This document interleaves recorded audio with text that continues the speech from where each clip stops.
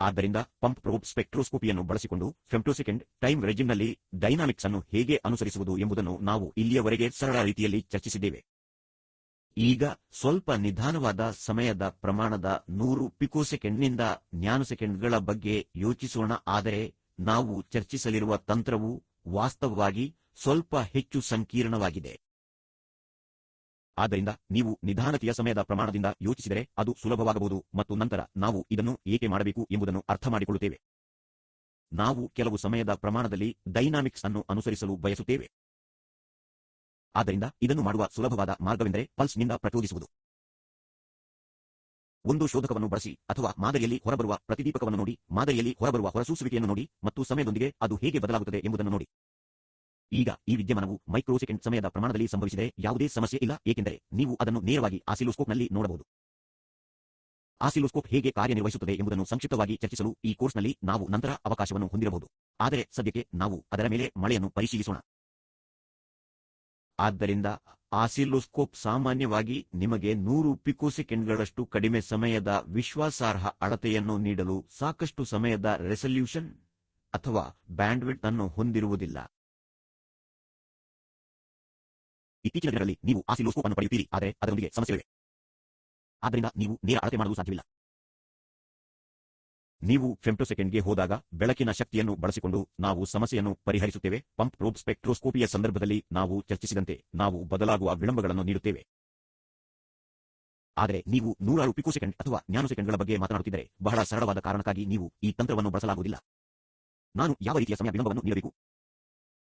ನಾನು ಅಳೆಯಲು ಬಯಸುತ್ತೇನೆ ಎಂದು ಭಾವಿಸೋಣ. ಇದು 10 ನ್ಯಾನೊಸೆಕೆಂಡ್ ಸಮಯ ಸ್ಥಿರಾಂಕದೊಂದಿಗೆ ಸಂಬಂಧಿಸಿರುವ ಪ್ರಕ್ರಿಯೆಯಾಗಿದೆ. 10 ನ್ಯಾನೊಸೆಕೆಂಡುಗಳ ಸಮಯ ಸ್ಥಿರಾಂಕ ಎಂದರೆ ನೀವು ಕನಿಷ್ಠ 40 ನ್ಯಾನೊಸೆಕೆಂಡುಗಳವರೆಗೆ ದಾಖಲಿಸಬೇಕು ಎಂದರ್ಥ.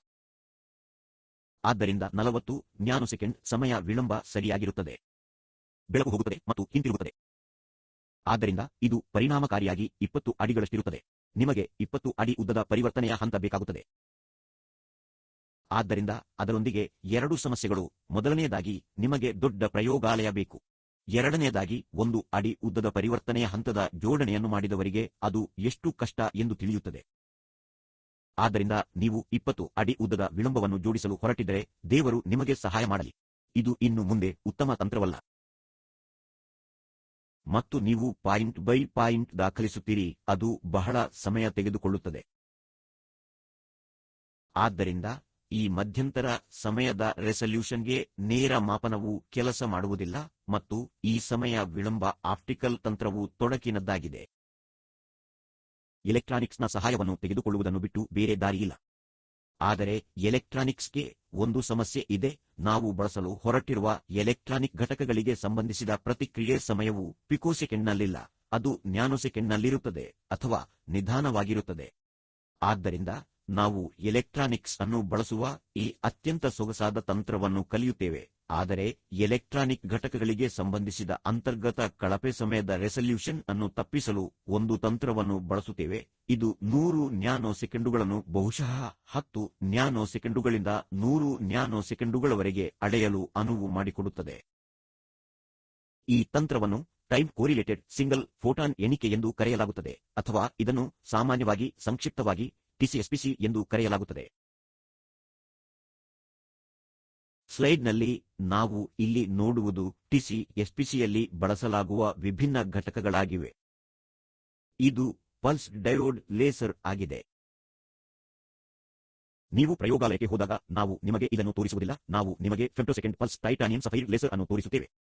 ಆದರೆ ಇದು ನೀವು ಬಳಸಬಹುದಾದ ಸಂಗತಿಯಾಗಿದೆ ಮತ್ತು ನಿಮಗೆ ಹೆಚ್ಚು ಸಮಯದ ರೆಸಲ್ಯೂಶನ್ ಅಗತ್ಯವಿಲ್ಲದಿದ್ದರೆ ಇವು ತುಲನಾತ್ಮಕವಾಗಿ ಅಗ್ಗವಾಗಿವೆ ಮತ್ತು ಬೆಳಕಿನ ಮೂಲಕ್ಕಾಗಿ ಪರಿಹಾರಗಳನ್ನು ಬಳಸಲು ತುಂಬಾ ಸುಲಭ.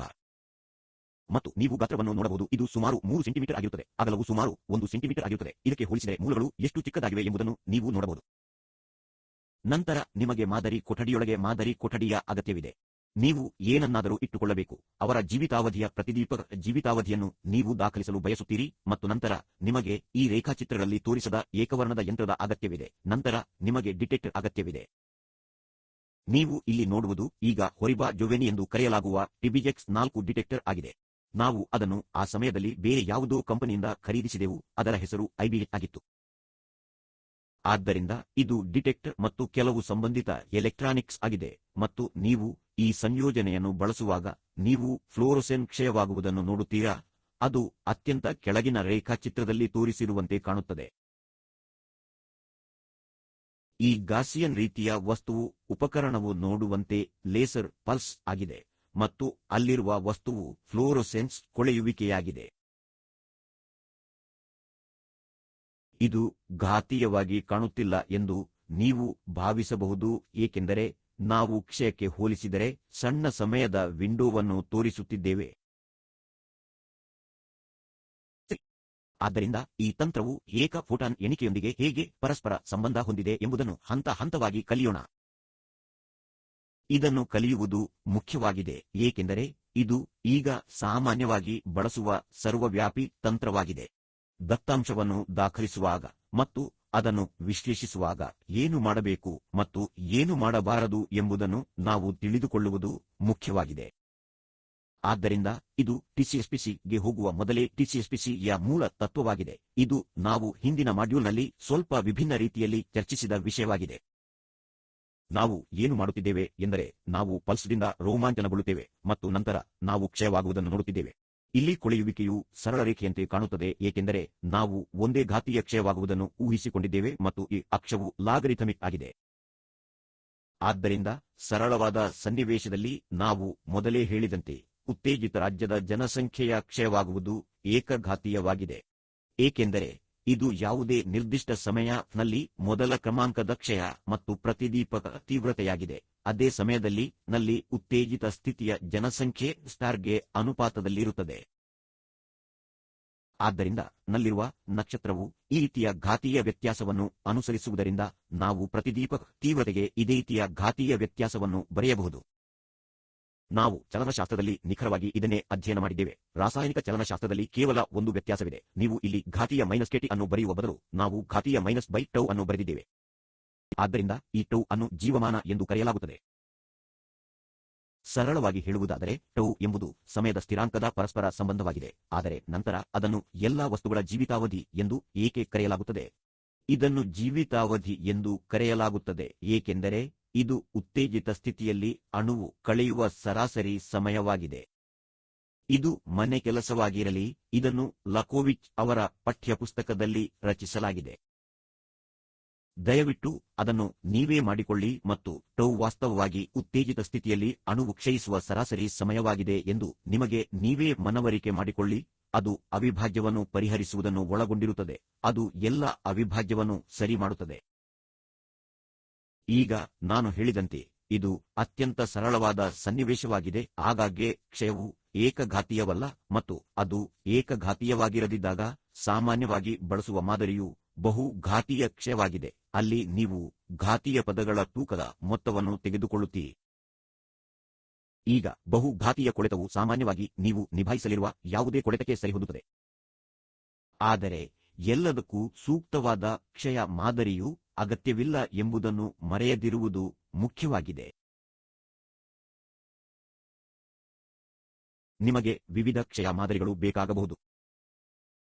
ನಾವು ಈ ವಿಷಯಕ್ಕೆ ಹಿಂತಿರುಗಲಿದ್ದೇವೆ ಮತ್ತು ನಿಮಗೆ ಒಂದೆರಡು ಉದಾಹರಣೆಗಳನ್ನು ತೋರಿಸಲಿದ್ದೇವೆ ಅಲ್ಲಿ ಬಹುಆಯಾಮದ ಕ್ಷಯವು ಸೂಕ್ತವಲ್ಲ ಮತ್ತು ನೀವು ಜೀವಿತಾವಧಿಯ ವಿತರಣೆ ಅಥವಾ ವಿಸ್ತರಿಸಿದ ಘಾತಾಂಕದಂತಹ ಹೆಚ್ಚು ಸಂಕೀರ್ಣವಾದದ್ದನ್ನು ಬಳಸಬೇಕಾಗುತ್ತದೆ. ಆದರೆ ಅದು ಇನ್ನೊಂದು ದಿನದ ಕಥೆಯಾಗಿರಲಿ. ಈಗ ನಾವು ಸಮಯದ ಪರಸ್ಪರ ಸಂಬಂಧಿತ ಏಕ ಫೋಟಾನ್ ಎಣಿಕೆ ಪ್ರಯೋಗದ ಸ್ಕೀಮ್ಯಾಟಿಕ್ಸ್ಗೆ ಬರುತ್ತೇವೆ. ಇಲ್ಲಿಯೇ ನಾವು ಸರಾಸರಿ ರಸಾಯನಶಾಸ್ತ್ರಜ್ಞನ ಆರಾಮ ವಲಯದಿಂದ ದೂರ ಸರಿಯುತ್ತೇವೆ ಮತ್ತು ಆ ಉಪಕರಣದ ಕಪ್ಪು ಪೆಟ್ಟಿಗೆಯೊಳಗೆ ನೋಡಲು ಪ್ರಯತ್ನಿಸುತ್ತೇವೆ. ಆದರೆ ನೀವು ಈ ಪ್ರಯೋಗವನ್ನು ಸರಿಯಾಗಿ ಮಾಡಬೇಕಾದರೆ ಆ ಉಪಕರಣವು ನಿಮಗೆ ಕಪ್ಪು ಪೆಟ್ಟಿಗೆಯಾಗಿರಬಾರದು ಎಂಬುದು ಬಹಳ ಮುಖ್ಯ. ದುರದೃಷ್ಟವಶಾತ್ ನೀವು ಘಟಕಗಳನ್ನು ನಿಜವಾಗಿಯೂ ನೋಡುವ ದಿನಗಳು ಕಳೆದುಹೋಗಿವೆ ಎಂದು ನೀವು ತಿಳಿದುಕೊಳ್ಳಬೇಕು, ಆದರೆ ಕನಿಷ್ಠ ಅದು ಹೇಗೆ ಕಾರ್ಯನಿರ್ವಹಿಸುತ್ತದೆ ಮತ್ತು ಘಟಕಗಳು ಎಲ್ಲಿವೆ ಎಂಬುದನ್ನು ನೀವು ತಿಳಿದುಕೊಳ್ಳಬೇಕು. ಆದ್ದರಿಂದ ಸ್ಕೀಮ್ಯಾಟಿಕ್ಸ್ ನಮ್ಮ ಹಳೆಯ ಡಯೋಡ್ ಲೇಸರ್ ಆಧಾರಿತ TCSPC ಸ್ಪೆಕ್ಟ್ರೋಮೀಟರ್ ಅನ್ನು ಆಧರಿಸಿದೆ. ಅಲ್ಲಿ ನಾವು ಡಯೋಡ್ ಲೇಸರ್ಗಾಗಿ ಪಲ್ಸ್ ಲೇಸರ್ DL ಅನ್ನು ಹೊಂದಿದ್ದೇವೆ. ಇದು ಕೇವಲ ಪಲ್ಸ್ ಲೇಸರ್ ಎಂದು ನೀವು ಭಾವಿಸಬಹುದು. ಇದು ಸಣ್ಣ ನಾಡಿ ಮಿಡಿತವನ್ನು ಕಳುಹಿಸುತ್ತದೆ. ನೀವು ಡಯೋಡ್ ಲೇಸರ್ ಅನ್ನು ಬಳಸುವಾಗ ಔಟ್ಪುಟ್ ಸಾಮಾನ್ಯವಾಗಿ ಅಂಡಾಕಾರದ ಧ್ರುವೀಕರಣಗೊಳ್ಳುತ್ತದೆ, ಅಂದರೆ ಇದು ಸಮತಲ ಮತ್ತು ಲಂಬ ಧ್ರುವೀಕರಣದ ಮಿಶ್ರಣವಾಗಿದ್ದು ಒಂದೇ ಮಟ್ಟದಲ್ಲಿರುವುದಿಲ್ಲ. ನಮ್ಮ ಉದ್ದೇಶಕ್ಕಾಗಿ ನಾವು ರೇಖೀಯ ಧ್ರುವೀಕೃತ ಬೆಳಕಿನೊಂದಿಗೆ ಕೆಲಸ ಮಾಡುವುದು ಮುಖ್ಯವಾಗಿದೆ. ಆದ್ದರಿಂದ ನೀವು ಡಯೋಡ್ ಲೇಸರ್ ಅನ್ನು ಬಳಸಲು ಹೊರಟಿದ್ದರೆ, ಮಾದರಿಯ ಕೋಣೆಯೊಳಗೆ ಹೋಗಿ ನಿಮ್ಮ ಮಾದರಿಯನ್ನು ಪ್ರಚೋದಿಸುವ ಮೊದಲು ನೀವು ಬೆಳಕಿನ ಹಾದಿಯಲ್ಲಿ ಪೋಲರೈಸರ್ ಅನ್ನು ಬಳಸುವುದು ಮುಖ್ಯವಾಗಿದೆ. ನೀವು ಟೈಟಾನಿಯಂ ಸಫೈರ್ ಲೇಸರ್ ಅನ್ನು ಬಳಸಿದರೆ, ನಾವು ನಿಮಗೆ ನಂತರ ತೋರಿಸಲಿರುವಂತೆ ಟೈಟಾನಿಯಂ ಸಫೈರ್ ಲೇಸರ್ನ ಉತ್ಪಾದನೆಯು ಈಗಾಗಲೇ ರೇಖೀಯ ಧ್ರುವೀಕರಣಗೊಂಡಿದೆ. ಆದ್ದರಿಂದ ಈ ಧ್ರುವೀಕರಣ ಘಟಕವು ಅಲ್ಲಿ ಅಗತ್ಯವಿಲ್ಲ. ವಾಸ್ತವವಾಗಿ ಅದು ಇದ್ದರೆ ಅದು ಅಡಚಣೆಯಾಗಬಹುದು. ಅದು ನಿಖರವಾಗಿ ಬೆಳಕಿನ ಧ್ರುವೀಕರಣದೊಂದಿಗೆ ಹೊಂದಿಕೆಯಾಗದಿದ್ದರೆ ನಂತರ ಹೊರಸೂಸುವಿಕೆಯು ಹೊರಬರುತ್ತದೆ ಮತ್ತು ನಾವು ಸ್ಥಿರ ಸ್ಥಿತಿಯ ಹೊರಸೂಸುವಿಕೆಯ ಪ್ರಯೋಗಗಳಲ್ಲಿ ಚರ್ಚಿಸಿದಂತೆ ಮತ್ತೊಮ್ಮೆ ನೀವು ಲಂಬ ಕೋನಗಳಲ್ಲಿ ದಾಖಲಿಸಲು ಬಯಸುತ್ತೀರಿ ಮತ್ತು ಈ ಹೊರಸೂಸುವಿಕೆಯ ಬೆಳಕನ್ನು ಧ್ರುವೀಕರಣದ ಮೂಲಕ ಹೋಗಲು ಮಾಡಲಾಗುತ್ತದೆ. ಇದರ ಬಗ್ಗೆ ನಿಮ್ಮ ಆಲೋಚನೆಗಳನ್ನು ಇಟ್ಟುಕೊಳ್ಳಿ. ನಂತರದ ಮಾಡ್ಯೂಲ್ಗಳಲ್ಲಿ ಒಂದರಲ್ಲಿ ಅದು ಏಕೆ ಧ್ರುವೀಕರಣದ ಮೂಲಕ ಹೋಗಬೇಕು ಎಂಬುದನ್ನು ನಾವು ಕಲಿಯುತ್ತೇವೆ. ಈಗ ಜೀವಿತಾವಧಿಯ ಮಾಪನಕ್ಕಾಗಿ ಅದನ್ನು ಹೇಳೋಣ. ನಾವು ಸಾಮಾನ್ಯವಾಗಿ ಮಾಡುವುದೇನೆಂದರೆ, ಇನ್ಪುಟ್ ಧ್ರುವೀಕರಣದ ಧ್ರುವೀಕರಣಕ್ಕೆ ಹೋಲಿಸಿದರೆ ನಾವು ಎರಡನೇ ಧ್ರುವೀಕರಣವಾದ ಹೊರಸೂಸುವಿಕೆ ಧ್ರುವೀಕರಣವನ್ನು 54.7 ಡಿಗ್ರಿಗಳಲ್ಲಿ ಇಡುತ್ತೇವೆ. ನಾನು 54.7 ಡಿಗ್ರಿ ಎಂದು ಹೇಳಿದಾಗ ನಾನು ಧ್ರುವೀಕರಣದ ದಿಕ್ಕನ್ನು ಅರ್ಥೈಸುವುದಿಲ್ಲ. ಈ ಎರಡನೇ ಹೊರಸೂಸುವಿಕೆ ಧ್ರುವೀಕರಣದ ಧ್ರುವೀಕರಣವನ್ನು ಪ್ರಚೋದನೆಯ ಬೆಳಕಿನ ಧ್ರುವೀಕರಣಕ್ಕೆ ಸಂಬಂಧಿಸಿದಂತೆ 54.7 ಡಿಗ್ರಿಗಳಲ್ಲಿ ಹೊಂದಿಸಲಾಗಿದೆ ಮತ್ತು ನಂತರ ಹೊರಸೂಸುವಿಕೆಯು ಏಕವರ್ಣದ ಯಂತ್ರಕ್ಕೆ ಮತ್ತು ಶೋಧಕಕ್ಕೆ ಹೋಗುತ್ತದೆ. ಆದ್ದರಿಂದ ಇಲ್ಲಿಯವರೆಗೆ ಇದು ನಿಮ್ಮ ಸ್ಥಿರ ಸ್ಥಿತಿಯ ಫ್ಲೋರೋಮೀಟರ್ನಲ್ಲಿ ನೀವು ಹೊಂದಿರುವ ವ್ಯವಸ್ಥೆಯಂತೆಯೇ ಇದೆ. ವ್ಯತ್ಯಾಸವು ಇದರ ನಂತರ ಬರುತ್ತದೆ. ಏನಾಗುತ್ತದೆ ಎಂದರೆ, ಡಿಟೆಕ್ಟರ್ನಿಂದ ಉತ್ಪತ್ತಿಯಾಗುವ ಎಲೆಕ್ಟ್ರಾನಿಕ್ ಸಿಗ್ನಲ್ ಕಾನ್ಸ್ಟಂಟ್ ಫ್ರಾಕ್ಷನ್ ಡಿಸ್ಕ್ರಿಮಿನೇಟರ್ ಎಂದು ಕರೆಯಲ್ಪಡುತ್ತದೆ. ನಿಖರವಾದ ಸಮಯದ ಮಾಹಿತಿಯನ್ನು ಪಡೆಯಲು ನಮಗೆ ಸಹಾಯ ಮಾಡುವುದು ಕಾನ್ಸ್ಟಂಟ್ ಫ್ರಾಕ್ಷನ್ ಡಿಸ್ಕ್ರಿಮಿನೇಟರ್ ಕೆಲಸವಾಗಿದೆ. ಸ್ವಲ್ಪ ಸಮಯದ ನಂತರ ನಾವು ಈ ವಿಷಯಕ್ಕೆ ಹಿಂತಿರುಗುತ್ತೇವೆ. ಈಗ ಸಿಎಫ್ಡಿಯ ಔಟ್ಪುಟ್ ಒಂದು ಪಲ್ಸ್ ಎಂದು ಭಾವಿಸೋಣ. ಅದನ್ನು ನಾವು ತುಂಬಾ ಸುಲಭವಾಗಿ ಮತ್ತು ನಿಖರವಾದ ಸಮಯದಲ್ಲಿ ಮಾಡಬಹುದು. ಅದು ಆಂಪ್ಲಿಟ್ಯೂಡ್ ಕನ್ವರ್ಟರ್ಗೆ ಸಮಯದ ಪ್ರಾರಂಭ ಮಾಡ್ಯೂಲ್ಗೆ ಹೋಗುತ್ತದೆ.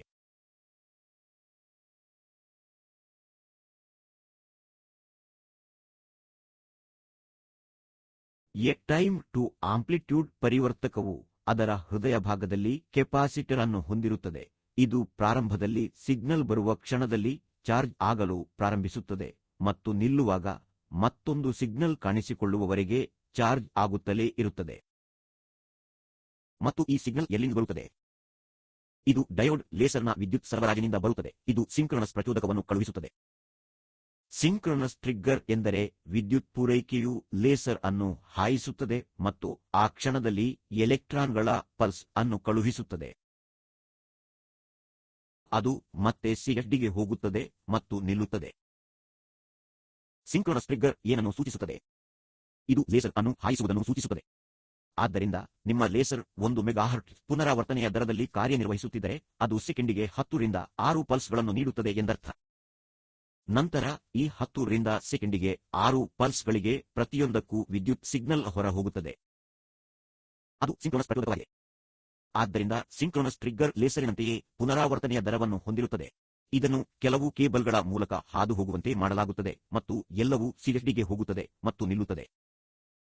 ಆದ್ದರಿಂದ ಈಗ ಟಿಇಸಿ ಒಳಗೆ ಇರುವ ಕೆಪಾಸಿಟರ್ ಏನಾಗುತ್ತದೆ?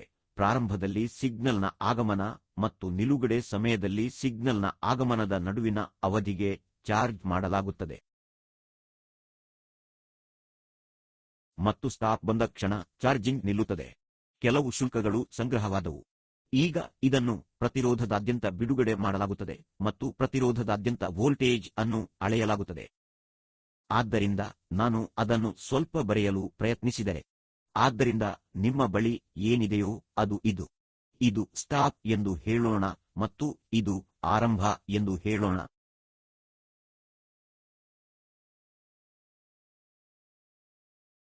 ಈ ಸಿಗ್ನಲ್ಗಳು ಕೆಪಾಸಿಟರ್ನ ಚಾರ್ಜಿಂಗ್ಗೆ ಹೋಗುತ್ತವೆ. ಕೆಪಾಸಿಟರ್ನ ಚಾರ್ಜಿಂಗ್ ಅನ್ನು ಪ್ರಾರಂಭಿಸಿ ಮತ್ತು ನಿಲ್ಲಿಸಿ. ಅದನ್ನು ನಿಲ್ಲಿಸಿದಾಗ ಕೆಪಾಸಿಟರ್ ಅನ್ನು ಈ ಪ್ರತಿರೋಧದಾದ್ಯಂತ ಬಿಡುಗಡೆ ಮಾಡಲಾಗುತ್ತದೆ ಮತ್ತು ನೀವು ಪ್ರತಿರೋಧದಾದ್ಯಂತ ವೋಲ್ಟೇಜ್ ಅನ್ನು ಅಳೆಯುತ್ತೀರಿ.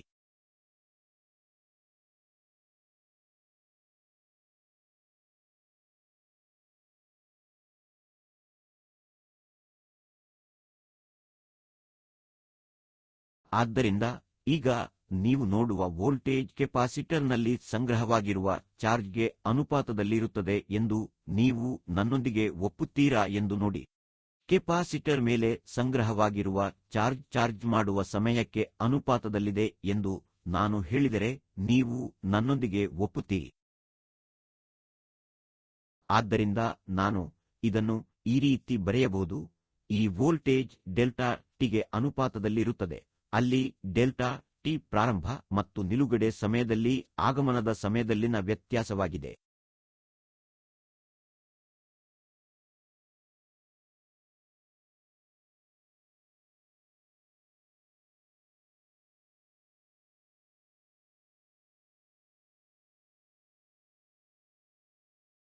ಈಗ ಇಲ್ಲಿ ಏನು ನಡೆಯುತ್ತಿದೆ ಎಂಬುದನ್ನು ಅರ್ಥಮಾಡಿಕೊಳ್ಳುವುದು ಮುಖ್ಯವಾಗಿದೆ. ಆದ್ದರಿಂದ ನಾವು ಇದೆಲ್ಲವನ್ನೂ ಮಾಡಲು ಕಾರಣವೆಂದರೆ ನಾವು ನೇರವಾಗಿ ಕ್ಷಯವಾಗುವುದನ್ನು ಅಳೆಯಲು ಸಾಧ್ಯವಿಲ್ಲ. ಆದ್ದರಿಂದ ನಾವು ವಾಸ್ತವವಾಗಿ ಸಂಭವನೀಯ ಸ್ವರೂಪದ ವಿಧಾನವನ್ನು ಆಶ್ರಯಿಸುತ್ತಿದ್ದೇವೆ. ಆದ್ದರಿಂದ ಇದು ಇಲ್ಲಿ ಫ್ಲೋರೋಸೆನ್ಸ್ನ ಕ್ಷಯ ಎಂದು ಹೇಳೋಣ. ಆದ್ದರಿಂದ ನೀವು ಪ್ರಯೋಗವನ್ನು ಹಲವು ಬಾರಿ ಮಾಡಿದರೆ ಏನಾಗುತ್ತದೆ? ಇದು ಪ್ರತಿದೀಪಕದ ಕ್ಷಯ ಎಂದು ನಾನು ಹೇಳಿದಾಗ ನನ್ನ ಅರ್ಥವೇನೆಂದರೆ, ನೀವು ಹೆಚ್ಚಿನ ಸಂಖ್ಯೆಯ ಅಣುಗಳನ್ನು ತೆಗೆದುಕೊಂಡು ಸಮಗ್ರ ಮಾಪನವನ್ನು ಮಾಡಿದರೆ ಜನಸಂಖ್ಯೆಯ ಕ್ಷಯವು ಹೀಗಿರುತ್ತದೆ. ನಾನು ಒಂದು ಅಣುವನ್ನು ತೆಗೆದುಕೊಂಡು ಪಲ್ಸ್ದೊಂದಿಗೆ ಉತ್ಸಾಹದಿಂದ ಮುಂದುವರಿದರೆ ಮತ್ತು ಡೆಲ್ಟಾ ಟಿ ಅನ್ನು ದಾಖಲಿಸುತ್ತಲೇ ಇದ್ದರೆ ಏನಾಗುತ್ತದೆ? ನನಗೆ ಪ್ರತಿವಾರಿಯೂ ಅದೇ ಡೆಲ್ಟಾ ಟಿ ಸಿಗುತ್ತದೆಯೇ? ಇಲ್ಲ. ನಾನು ಬೇರೆ ಸಮಯದಲ್ಲಿ ಬೇರೆ ಡೆಲ್ಟಾ ಟಿ ಗಳನ್ನು ಪಡೆಯುತ್ತೇನೆ. ಸಮಯದೊಂದಿಗೆ ಪರಸ್ಪರ ಸಂಬಂಧ ಹೊಂದಿರುವ ಏಕ ಫೋಟಾನ್ ಎಣಿಕೆಯ ಮೂಲ ತತ್ವವೆಂದರೆ, ನೀವು ಒಂದೇ ಫೋಟಾನ್ ಅನ್ನು ತೆಗೆದುಕೊಂಡರೆ ಮತ್ತು ನಿರ್ದಿಷ್ಟ ಡೆಲ್ಟಾ ಅನ್ನು ಹಲವಾರು ಬಾರಿ ಪಡೆಯುವ ಸಂಭವನೀಯತೆಯನ್ನು ಹೊಂದಿದ್ದರೆ ಅದು ಸಂಭವಿಸುತ್ತದೆ ಎಂದು ನಾವು ಹೇಳುತ್ತೇವೆ. ಮೂಲತಃ ನಾವು ಈಗ ಹಿಸ್ಟೋಗ್ರಾಮ್ ಬಗ್ಗೆ ಮಾತನಾಡುತ್ತೇವೆ. ಈ ಹಿಸ್ಟೋಗ್ರಾಮ್ ನಿಜವಾದ ಉತ್ತೇಜಿತ ಸ್ಥಿತಿಯ ಕೊಳೆತ ಅಥವಾ ಪ್ರತಿದೀಪಕ ಕೊಳೆಯುವಿಕೆಯ ಅದೇ ಆಕಾರವನ್ನು ಹೊಂದಿದೆ ಎಂದು ನಾವು ಹೇಳುತ್ತಿದ್ದೇವೆ. ಈ ಪರೀಕ್ಷೆಯು ತುಂಬಾ ಸರಳವಾಗಿದೆ ಎಂದು ನೀವು ಅರ್ಥಮಾಡಿಕೊಂಡರೆ ಇದನ್ನು ಅರ್ಥಮಾಡಿಕೊಳ್ಳುವುದು ಬಹಳ ಮುಖ್ಯ. ಆದ್ದರಿಂದ ಟಿಸಿಎಸ್ಪಿಸಿಯ ಕಾರ್ಯ ತತ್ವವೇನೆಂದರೆ, ನಾವು ಈ ಡೆಲ್ಟಾ ಟಿ ಅನ್ನು ಮತ್ತೆ ಮತ್ತೆ ದಾಖಲಿಸಲಿದ್ದೇವೆ. ಆದ್ದರಿಂದ ಇದು ಒನ್ ಶಾಟ್ ಪ್ರಯೋಗವಲ್ಲ. ನೀವು ಪ್ರಯೋಗವನ್ನು ಅನೇಕ ಬಾರಿ ಮಾಡುತ್ತಲೇ ಇರುತ್ತೀರಿ ಮತ್ತು ನೀವು ಡೆಲ್ಟಾ ಟಿ ಅನ್ನು ರೆಕಾರ್ಡ್ ಮಾಡುತ್ತಲೇ ಇರುತ್ತೀರಿ ಮತ್ತು ನಾವು ಮೂಲಭೂತವಾಗಿ ಯೋಜಿಸುತ್ತಿರುವುದು ಡೆಲ್ಟಾ ಟಿ ವಿರುದ್ಧ ಘಟನೆಗಳ ಸಂಖ್ಯೆಯಾಗಿದೆ. ಆದ್ದರಿಂದ ಡೆಲ್ಟಾ ಟಿ 0 ಆಗಿದೆ. ನಾನು ಡೆಲ್ಟಾ 0 ಅನ್ನು ಇಲ್ಲಿ ಹೊಡೆದ ನಂತರ ನಾನು ಡೆಲ್ಟಾ ಅನ್ನು 10 ನ್ಯಾನೊಸೆಕೆಂಡಿಗೆ ಸಮನಾಗಿ ಪಡೆಯುತ್ತೇನೆ. ನಂತರ ಮತ್ತೆ ನಾನು ಡೆಲ್ಟಾ ಅನ್ನು 1 ನ್ಯಾನೊಸೆಕೆಂಡಿಗೆ ಸಮನಾಗಿ ಪಡೆಯುತ್ತೇನೆ. ನಾನು ಇಲ್ಲಿ ಮತ್ತೆ ಒಂದು ಚುಕ್ಕೆಯನ್ನು ಹಾಕುತ್ತೇನೆ. ನಾನು ಡೆಲ್ಟಾ ಅನ್ನು 1 ನ್ಯಾನೊಸೆಕೆಂಡಿಗೆ ಸಮನಾಗಿ ಪಡೆಯುತ್ತೇನೆ. ನಾನು ಚುಕ್ಕೆಯನ್ನು ಒಂದು ಘಟಕದಿಂದ ಹೆಚ್ಚಿಸುತ್ತೇನೆ. ಆದ್ದರಿಂದ ಸ್ವಲ್ಪ ಸಮಯದ ನಂತರ ನನಗೆ ಹಿಸ್ಟೋಗ್ರಾಮ್ ಸಿಗುತ್ತದೆ.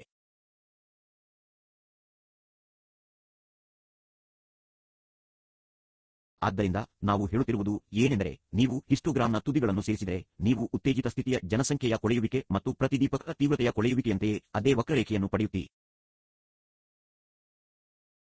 ಆದ್ದರಿಂದ ನಮ್ಮ ಕೆಲಸವೇನು?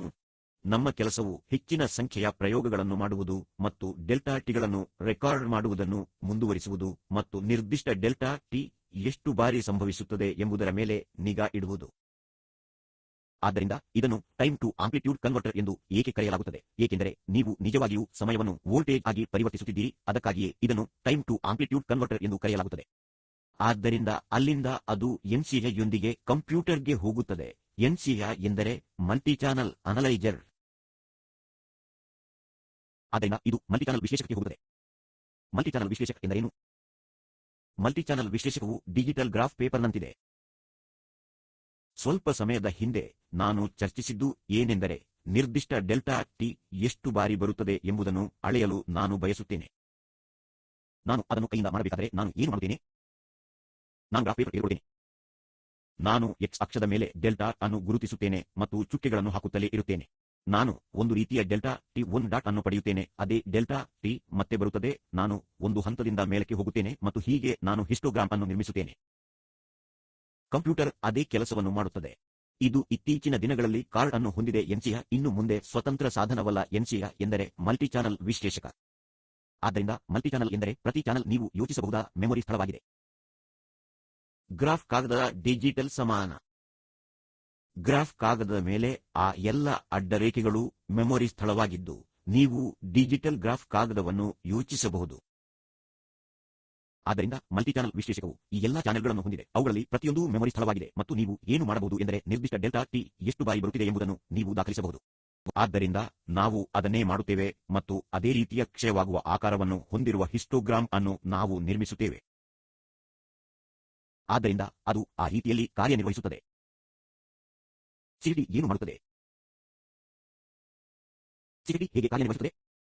ಸಿಡಿ ಅಥವಾ ಸ್ಥಿರ ಭಿನ್ನರಾಶಿ ತಾರತಮ್ಯವು ಈ ರೀತಿ ಕಾರ್ಯನಿರ್ವಹಿಸುತ್ತದೆ. ಆದರೆ ಅದಕ್ಕೂ ಮೊದಲು ನಮಗೆ ಸಿಡಿ ಏಕೆ ಬೇಕು?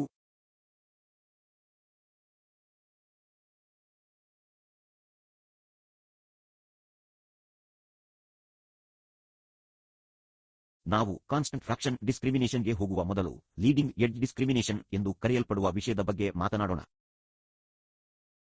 ಡಿಟೆಕ್ಟರ್ನ ಔಟ್ಪುಟ್ ಈ ರೀತಿಯದ್ದಾಗಿದೆ ನೋಡಿ. ಇಲ್ಲಿ ಎಕ್ಸ್ ಅಕ್ಷವು ಸಮಯ ಮತ್ತು y ಅಕ್ಷವು ವೋಲ್ಟೇಜ್ ಆಗಿದೆ.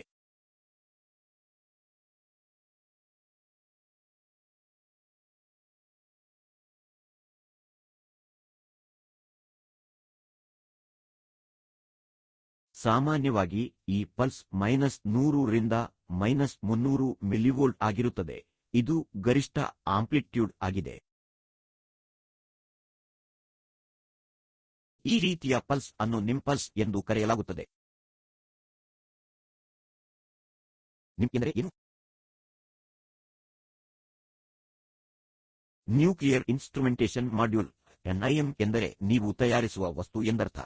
ಪ್ರತಿಯೊಂದು ಉಪಕರಣವು ಒಂದು ರೀತಿಯ ವಿಭಿನ್ನ ರೀತಿಯ ಸಂಕೇತವನ್ನು ಹೊಂದಿದ್ದರೆ ಉಪಕರಣಗಳನ್ನು ಇಂಟರ್ಫೇಸ್ ಮಾಡುವುದು ತುಂಬಾ ಕಷ್ಟವಾಗುತ್ತದೆ ಮತ್ತು ನಂತರ ಒಬ್ಬ ವ್ಯಕ್ತಿಯು ಮಾತ್ರ ಒಂದು ಉಪಕರಣವನ್ನು ಬಳಸಬಹುದು. ಅದು ತುಂಬಾ ಸಂತೋಷದ ಪರಿಸ್ಥಿತಿಯಲ್ಲ. ಆದ್ದರಿಂದ ಕೆಲವು ವಿಶಿಷ್ಟ ಮಾದರಿಗಳನ್ನು ಬಳಸಲಾಗುತ್ತದೆ ಮತ್ತು NIM ಅಂತಹ ಒಂದು ರೀತಿಯ ಪಲ್ಸ್ ನ್ಯೂಕ್ಲಿಯರ್ ಇನ್ಸ್ಟ್ರುಮೆಂಟೇಷನ್ ಮಾಡ್ಯೂಲ್ ಆಗಿದೆ.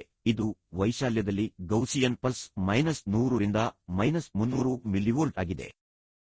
ಆಗಾಗ್ಗೆ ಬಳಸಲಾಗುವ ಮತ್ತೊಂದು ಪಲ್ಸ್ ಈ ರೀತಿ ಕಾಣುತ್ತದೆ ಮತ್ತು ಈ ಎತ್ತರವು ಸಾಮಾನ್ಯವಾಗಿ 5 ವೋಲ್ಟ್ ಆಗಿರುತ್ತದೆ.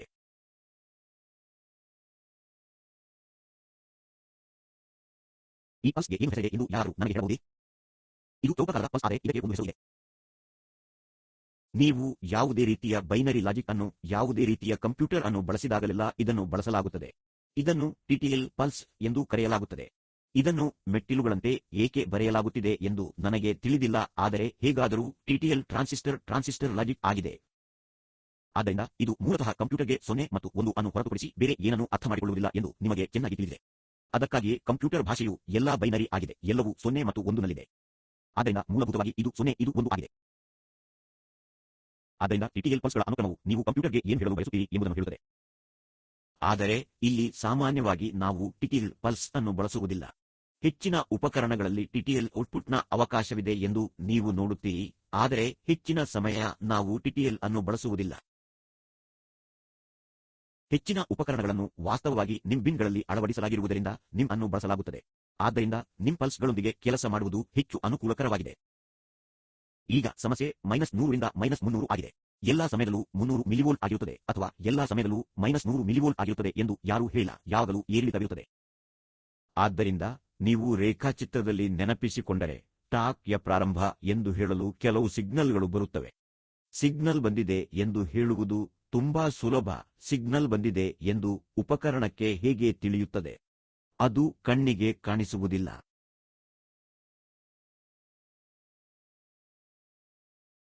ಆದ್ದರಿಂದ ಅದು ಮಾಡಬಹುದಾದದು ವೋಲ್ಟೇಜ್ ಅನ್ನು ಅಳೆಯುವುದು ಮಾತ್ರ. ಆದ್ದರಿಂದ ನೀವು ಸಾಧನಕ್ಕೆ ಹೇಳಬಹುದು, ಮೌಲ್ಯವು 50 ಮಿಲಿವೋಲ್ಟ್ಗಳನ್ನು ತಲುಪಿದಾಗ ಪಲ್ಸ್ ಬಂದಿದೆ ಎಂದು ಪರಿಗಣಿಸಿ.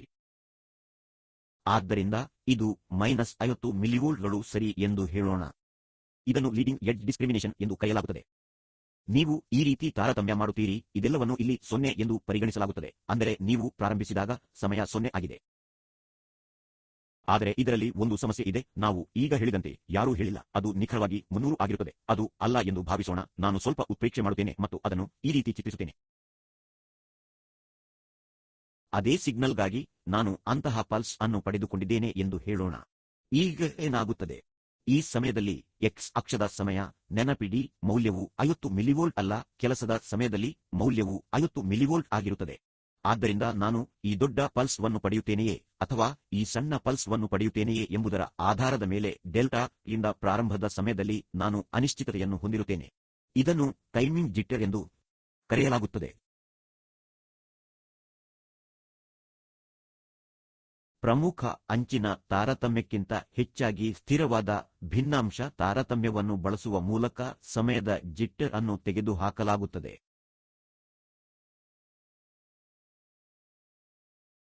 ನೀವು ಅದನ್ನು ಮಾಡಿ. ಸರಿ, ನಾವು ಅಂತಹ ಪಲ್ಸ್ ಅನ್ನು ತೆಗೆದುಕೊಳ್ಳೋಣ. ಆದ್ದರಿಂದ ಸಿಎಫ್ಡಿಯೊಳಗೆ ಸಂಭವಿಸುವ ಮೊದಲ ವಿಷಯವೆಂದರೆ ನೀವು ಪಲ್ಸ್ ವನ್ನು 2 ಭಾಗಗಳಾಗಿ ವಿಂಗಡಿಸುತ್ತೀರಿ ಎಂಬುದು ಅರ್ಥಮಾಡಿಕೊಳ್ಳುವುದು ತುಂಬಾ ಸುಲಭ. ಆದ್ದರಿಂದ ನೀವು ಈ ಪಲ್ಸ್ ವನ್ನು ವಿದ್ಯುತ್ ಪ್ರವಾಹವೆಂದು ಭಾವಿಸಬಹುದು. ಇದು ಸುಲಭವೇ ಅಥವಾ ವಿದ್ಯುತ್ ಪ್ರವಾಹವನ್ನು 2 ಭಾಗಗಳಾಗಿ ವಿಂಗಡಿಸುವುದು ಕಷ್ಟವೇ? ಸುಲಭ. ನೀವು ತುಂಬಾ ಸ್ಥೂಲವಾದ ರೀತಿಯಲ್ಲಿ ಯೋಚಿಸಿದೆ, ನೀವು ಕೆಲವು ತಾಮ್ರದ ತಂತಿಗಳನ್ನು ಒಟ್ಟಿಗೆ ತಿರುಚಿಕೊಂಡಿದ್ದೀರಿ, ನೀವು ಅವುಗಳನ್ನು ತಿರುಗಿಸಿ. ಅದು ನಿಮಗೆ ಎಲೆಕ್ಟ್ರಾನ್ಗಳು ಹರಿಯುವ 2 ಚಾನೆಲ್ಗಳನ್ನು ನೀಡುತ್ತದೆ ಮತ್ತು ನೀವು ಒಂದು ಬದಿಯಲ್ಲಿ 20 ಸ್ಟ್ಯಾಂಡ್ಗಳನ್ನು ಹೊಂದಬಹುದು ಮತ್ತು ಇನ್ನೊಂದು ಬದಿಯಲ್ಲಿ 5 ಸ್ಟ್ಯಾಂಡ್ಗಳನ್ನು ಹೊಂದಬಹುದು. ಏನಾಗುತ್ತದೆ? ಎರಡೂರ ನಡುವೆ ಪ್ರತಿರೋಧವು ಭಿನ್ನವಾಗಿರುತ್ತದೆ. ಆದ್ದರಿಂದ ಹೆಚ್ಚು ಕಡಿಮೆ ಭಾಗವು ಹರಿಯುತ್ತದೆ. 11, 12ನೇ ತರಗತಿಯಲ್ಲಿ ಪ್ರಸ್ತುತ ವಿದ್ಯುತ್ನೊಂದಿಗೆ ನಾವೆಲ್ಲರೂ ಈ ರೀತಿಯ ಸಮಸ್ಯೆಗಳ ಬಗ್ಗೆ ಚಿಂತಿತರಾಗಿದ್ದೇವೆ. ಎಷ್ಟು ಪ್ರವಾಹವು ಯಾವ ದಿಕ್ಕಿನಲ್ಲಿ ಹರಿಯುತ್ತದೆ ಮತ್ತು ಅದೆಲ್ಲವೂ. ನಾನು ಅಂತಹ ಏನನ್ನಾದರೂ ಮಾಡಲು ಪ್ರಯತ್ನಿಸಿದಾಗಲೆಲ್ಲ ಎಲ್ಲವೂ ಶೂನ್ಯವಾಗುತ್ತದೆ. ಅದು ಬೇರೆಯದೇ ಸಮಸ್ಯೆಯಾಗಿದೆ. ಆದರೆ ಇಲ್ಲಿ ಹಾಗಲ್ಲ. ಆದ್ದರಿಂದ 2 ಬದಿಗಳಲ್ಲಿ ಪ್ರತಿರೋಧವನ್ನು ಅವಲಂಬಿಸಿ ಈ ಬದಿಯಲ್ಲಿ ನಾನು ದೊಡ್ಡ ಪಲ್ಸ್ ಅನ್ನು ಮತ್ತು ಈ ಬದಿಯಲ್ಲಿ ಚಿಕ್ಕ ಪಲ್ಸ್ ಹೊಂದಿದ್ದೇನೆ ಎಂದು ಹೇಳೋಣ. ಮುಂದೆ ನಾವು ಏನು ಮಾಡುತ್ತೇವೆ ಎಂದರೆ ನಾನು ಈ ಪಲ್ಸ್ ಅನ್ನು ತಿರುಗಿಸುತ್ತೇನೆ ಎಂದು ಹೇಳೋಣ.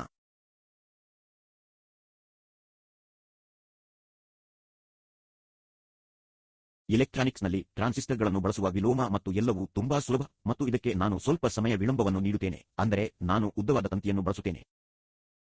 ಈಗ ಏನಾಗುತ್ತದೆ? ಈ ಬದಿಯಲ್ಲಿ ನಮಗೆ ಧನಾತ್ಮಕ ಪಲ್ಸ್ ಇರುತ್ತದೆ. ಈ ಬದಿಯಲ್ಲಿ ನಾವು ಇನ್ನೂ ಋಣಾತ್ಮಕ ಪಲ್ಸ್ ಅನ್ನು ಹೊಂದಿದ್ದೇವೆ, ಆದರೆ ಈಗ ಇದು ಸಮಯಕ್ಕಿಂತ ಹಿಂದುಳಿದಿದೆ. ಈಗ ನಾವು ಅವುಗಳನ್ನು ಸಂಯೋಜಿಸೋಣ. ಇದು ಸುಲಭವೇ ಅಥವಾ ಒಗ್ಗೂಡಿಸುವುದು ಕಷ್ಟವೇ? ತುಂಬಾ ಸುಲಭ. ಮತ್ತೆ ನೀವು ಎಳೆಗಳನ್ನು ಒಟ್ಟಿಗೆ ತಿರುಗಿಸುತ್ತೀರಿ. ಈಗ ನೀವು ಸಂಯೋಜಿಸಿದರೆ ಏನಾಗುತ್ತದೆ? ನೀವು ಈ 2 ಪಲ್ಸ್ಗಳನ್ನು ಸೇರಿಸಬೇಕು, ಅದು ನಿಮಗೆ ಔಟ್ಪುಟ್ ನೀಡುತ್ತದೆ. ಮೊತ್ತವು ಹೇಗಿರುತ್ತದೆ? ಈ ರೀತಿಯ ಏನನ್ನಾದರೂ ನೋಡಿ. ಇದು 0 ಕ್ರಾಸಿಂಗ್ ಪಲ್ಸ್ ಆಗಿರುತ್ತದೆ. ಈಗ ನೋಡಿ, ಈ ಪಲ್ಸ್ ಬದಲಿಗೆ ನಾನು ದೊಡ್ಡ ಪಲ್ಸ್ ಅನ್ನು ಹೊಂದಿದ್ದರೆ ಔಟ್ಪುಟ್ ಈ ರೀತಿ ಇರುತ್ತದೆ. ಆಂಪ್ಲಿಟ್ಯೂಡ್ಗಳು ಬದಲಾಗುತ್ತವೆ ಆದರೆ 0 ಕ್ರಾಸಿಂಗ್ ಪಾಯಿಂಟ್ ಬದಲಾಗುವುದಿಲ್ಲ. ಈಗ ಮೊದಲ ಬಾರಿಗೆ ಸಿಗ್ನಲ್ ಶೂನ್ಯವಾಗುವವರೆಗೆ ಕಾಯಿರಿ ಮತ್ತು ನಂತರ ಎಣಿಕೆ ಪ್ರಾರಂಭಿಸಿ ಎಂದು ನೀವು ನಿಮ್ಮ ಸಾಧನಕ್ಕೆ ಹೇಳಿದರೆ ಈ ಸಮಯದ ಜಿಟ್ಟರ್ ಅನ್ನು ತೆಗೆದುಹಾಕಲಾಗುತ್ತದೆ. ಇದು ನಿರಂತರ ಭಿನ್ನರಾಶಿ ತಾರತಮ್ಯದ ಪ್ರಯೋಜನವಾಗಿದೆ. ಇದನ್ನು ಸ್ಥಿರ ಭಿನ್ನರಾಶಿ ತಾರತಮ್ಯ ಎಂದು ಕರೆಯಲಾಗುತ್ತದೆ ಏಕೆಂದರೆ ನೀವು ಇಲ್ಲಿ ಪಲ್ಸ್ ನ ಒಂದು ಭಾಗವನ್ನು ತೆಗೆದುಕೊಳ್ಳುತ್ತಿದ್ದೀರಿ ಮತ್ತು ಇನ್ನೊಂದು ಭಾಗವನ್ನು ಅಲ್ಲಿ ಆ ಭಾಗವನ್ನು ತೆಗೆದುಕೊಳ್ಳುತ್ತಿದ್ದೀರಿ. ಆದ್ದರಿಂದ ಸ್ಥಿರ ಭಿನ್ನರಾಶಿ ತಾರತಮ್ಯವು ಆತಂಕದ ಸಮಯವನ್ನು ನಿವಾರಿಸುತ್ತದೆ. ಆದ್ದರಿಂದ ನಾವು ಕಲಿತಿದ್ದು ಏನೆಂದರೆ ನೂರಾರು ಪಿಕೋಸೆಕೆಂಡ್ಗಳಿಂದ ನ್ಯಾನೊಸೆಕೆಂಡ್ ಸಮಯದ ಆಡಳಿತದಲ್ಲಿ ಪ್ರತಿದೀಪಕ ಕ್ಷಯಗಳನ್ನು ದಾಖಲಿಸಲು ನಾವು ಸಮಯದ ಪರಸ್ಪರ ಸಂಬಂಧಿತ ಏಕ ಫೋಟಾನ್ ಎಣಿಕೆಯನ್ನು ಮಾಡಬಹುದು. ಇಲ್ಲಿ ಎಲೆಕ್ಟ್ರಾನಿಕ್ಸ್ನ ಸಮಯದ ಪ್ರತಿಕ್ರಿಯೆಯಿಂದ ನಾವು ಸೀಮಿತವಾಗಿಲ್ಲ ಏಕೆಂದರೆ ನಾವು ನಿಜವಾಗಿಯೂ ಸಮಯವನ್ನು ಅಳೆಯಲು ಪ್ರಯತ್ನಿಸುತ್ತಿಲ್ಲ. ನಾವು ಡೆಲ್ಟಾ ಅನ್ನು ಅಳೆಯಲು ಪ್ರಯತ್ನಿಸುತ್ತಿದ್ದೇವೆ. ಅದನ್ನು ಹೆಚ್ಚು ತೊಂದರೆಯಿಲ್ಲದೆ ಮಾಡಬಹುದು. ನೀವು ಈಗ ಅರ್ಥಮಾಡಿಕೊಂಡಿದ್ದೀರಿ ಎಂದು ಭಾವಿಸುತ್ತೇನೆ. ಮತ್ತು ಡೆಲ್ಟಾ ಟಿ ಅನ್ನು ಸಮಯದ ಜಿಟ್ಟರ್ ಇಲ್ಲದೆ ನಿಖರವಾಗಿ ಅಳೆಯಲು ನಾವು ಅಂಚಿನ ತಾರತಮ್ಯವನ್ನು ಮುನ್ನಡೆಸುವ ಬದಲು ನಿರಂತರ ಭಿನ್ನರಾಶಿ ತಾರತಮ್ಯವನ್ನು ಮಾಡುವುದು ಮುಖ್ಯವಾಗಿದೆ. ಒಮ್ಮೆ ನಾವು ಅದನ್ನು ಮಾಡಿದರೆ ನಾವು ಚೆನ್ನಾಗಿರುತ್ತೇವೆ. ನಂತರ ನಾವು ಬಯಸಿದ ಸಮಯದ ಪ್ರಮಾಣದಲ್ಲಿ ಈ ರೀತಿಯ ಕ್ಷಯವಾಗುವುದನ್ನು ಪಡೆಯಬಹುದು. ಆದರೆ ಇದು ನಾವು ನಿಜವಾಗಿಯೂ ಬಯಸುವ ಕ್ಷಯವಲ್ಲ. ಈ ರೀತಿ ಕ್ಷಯವಾಗುವುದು ನಾವು ಬಯಸಿದ್ದಕ್ಕಿಂತ ಹೆಚ್ಚು ಸಂಕೀರ್ಣವಾಗಿದೆ ಏಕೆಂದರೆ ನಾವು ಪ್ರಚೋದನೆಗಾಗಿ ಡೆಲ್ಟಾ ಪಲ್ಸ್ ಅನ್ನು ಬಳಸಿಲ್ಲ. ನಾವು ಸೀಮಿತ ಅಗಲವನ್ನು ಹೊಂದಿರುವ ಪಲ್ಸ್ ಅನ್ನು ಬಳಸಿದ್ದೇವೆ, ಅದು ಸನ್ನಿವೇಶವನ್ನು ಸಂಕೀರ್ಣಗೊಳಿಸುತ್ತದೆ. ಆದ್ದರಿಂದ ನಾವು ಪ್ರಾಯೋಗಿಕವಾಗಿ ಪಡೆಯುವ ಈ ವಕ್ರರೇಖೆಯ ಯಾವುದೇ ಅರ್ಥವನ್ನು ಮಾಡಲು ನೀವು ಸಾಧನದಿಂದ ಬಲವಾದ ಸಹಿಯನ್ನು ಹೊಂದಿರುವ ಗಮನಿಸಿದ ಕ್ಷಯವಾಗುವಿಕೆಯಿಂದ ನಾವು ನಿಜವಾಗಿ ಕ್ಷಯವಾಗುವುದನ್ನು ಹೊರತೆಗೆಯಬೇಕು. ಅದನ್ನೇ ನಾವು ಮುಂದಿನ ಮಾಡ್ಯೂಲ್ನಲ್ಲಿ ಮಾಡಲಿದ್ದೇವೆ.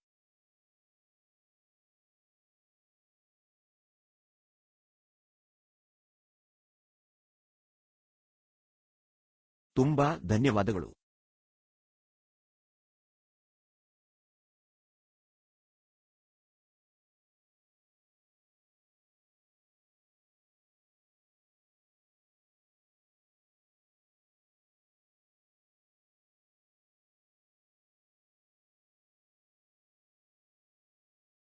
ವಂದನೆಗಳು.